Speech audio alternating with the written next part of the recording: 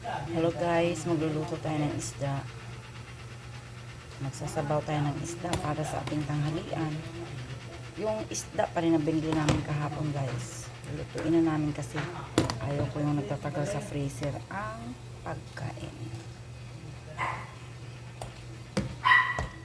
Ganyan lang guys, kasimple. Pakulo-pakulo lang.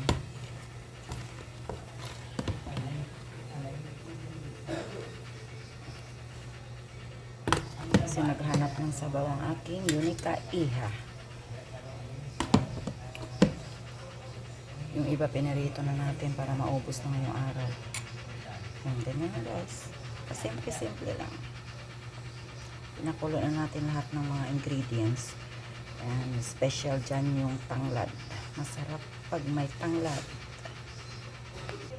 Tingnan nyo guys, nagmamantika ang taba ng isda. Yan.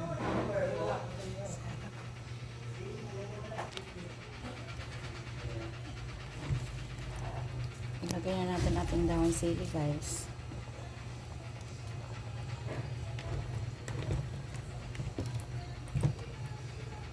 Pakulo lang style yan guys.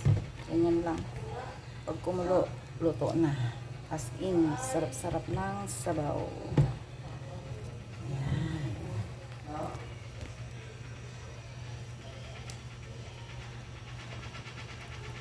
Ayan guys, ganyan lang guys. So, ayan. Luto na yan guys. Isang kulo na lang. Ayan. Thank you so much for watching guys.